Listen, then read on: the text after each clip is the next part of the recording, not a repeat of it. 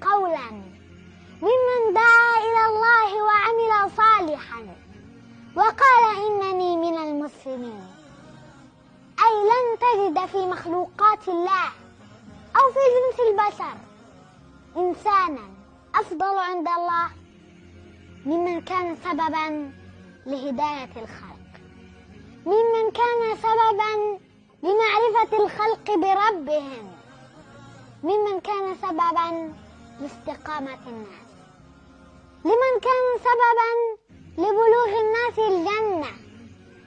فلذلك يا علي، لأن يهدي الله بك رجلا واحدا خير لك ممن طلعت عليه الشمس، خير لك من الدنيا وما فيها، خير لك من حمر النعم.